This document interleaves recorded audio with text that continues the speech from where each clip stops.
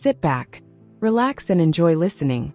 SV's expression hardens the moment she hears RK's words. Her sharp gaze snaps toward the manager, irritation spilling over. She doesn't turn to face RK. If it's about him, then it doesn't matter, she says, her tone dismissive, as if the issue isn't even worth her time. But the manager doesn't back down. He takes a deep breath and steps forward. It matters, ma'am. If your mother finds out, then what?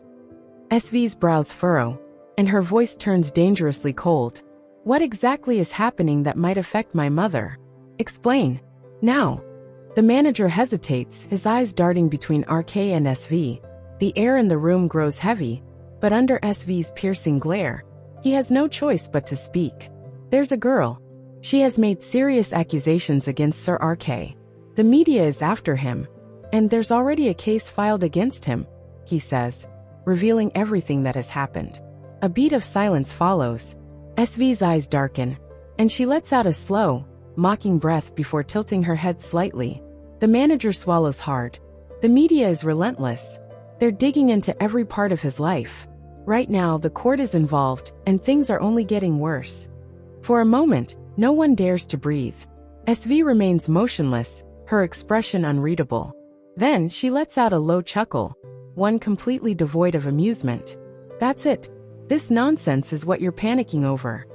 She lets out a sharp, said, "Why are you wasting my time? I don't see anything here that I should care about." The manager hesitates but speaks again. "I get it, ma'am. You don't care. But this is about your mother.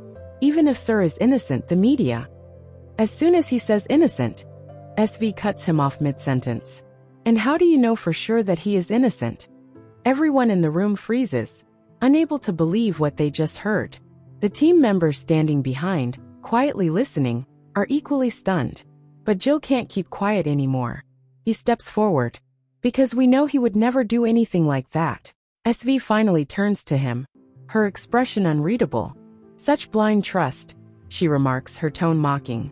Then one of the team members speaks up. "It's not blind trust. We've known him long enough to know what kind of person he is." A small smirk appears on SV's lips. Another ridiculous excuse. You people refuse to see reality. This isn't your fantasy world. It's a world where there's no place for hollow beliefs that exist only in your minds. Without pausing, she continues. "How can you be so sure? People change." Silence falls over the room. No one can believe how easily she dismisses everything. That's enough for RK. Until now, he has been silent, letting the world throw accusations at him. But this, her doubt, hits differently. It cuts deeper, sharp in a way nothing else has been. His fists tighten, his chest feels heavier, and before he can stop himself, he speaks. "I didn't do it." SV's smirk disappears. She turns to him sharply, her sunglasses still in place, but the hate in her voice is unmistakable. "Oh really, Mr. RK? Then why is everyone after you?" Staring through her dark glasses, SV locks eyes with RK. He looks back at her, but has no answer. A weight settles in his chest, something he can't quite understand. It's not just frustration, it's something deeper, something raw, something clawing at him from within, forcing him to speak. In that moment, he doesn't care about the world, the accusations, or the people judging him. All he wants is for her to believe him, not to prove his innocence, not to clear his name, but because her doubt cuts deeper than anything the world could throw at him. When the world accused him, he stayed silent. He didn't defend himself. But when she doubts him, it feels different. It strikes something within him that he can't ignore. He just can't bear her accusations. Yet, as he holds her gaze, he realizes he has no idea how to make her see the truth. Something in RK's face makes SV pause for a brief moment. His usual glow is gone. His skin looks pale, his expression worn. But more than that, it's his eyes. They aren't defiant, nor filled with anger like she expects. Instead, there's something else. Something unspoken. A silent plea buried beneath layers of exhaustion and restraint. For the first time, his gaze isn't challenging her. It's searching for something. A crack in her indifference. A chance for her to see beyond the accusations, beyond the noise of the world. But SV refuses to acknowledge it. Whatever is in his eyes, whatever he wants her to see, it isn't her concern. Because she just doesn't care. She shakes off the momentary hesitation and turns back to her manager after saying, "Even if you don't say it to them.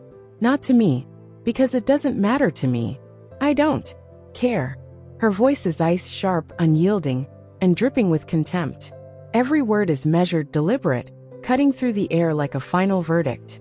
She doesn't spare RK another glance before shifting her full attention back to the manager, as if RK has already ceased to exist. "I don't see this as an issue. Just tell the media to shut their mouths. If they dare to open them again, they know what will happen." The manager hesitates, but then he gathers the courage to speak. "Ma'am, the media is already silent.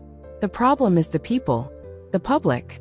If someone speaks to your mother, if even a single word reaches her, we can't take that risk, right?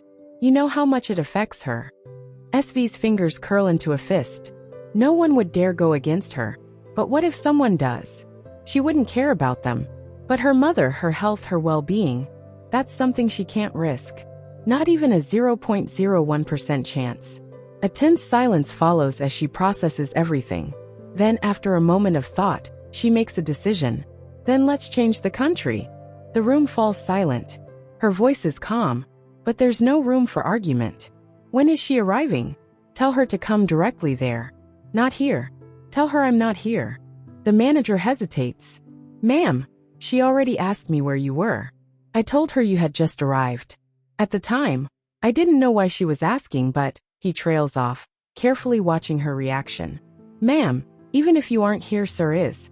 If she asks to meet him first and then decides to come there?" SV's jaw clenches. Frustration spikes again. The mere thought of having to deal with this irritates her beyond words. Her anger rises, her voice sharp. "Then let's go to the Golden Vibe." The room grows even quieter.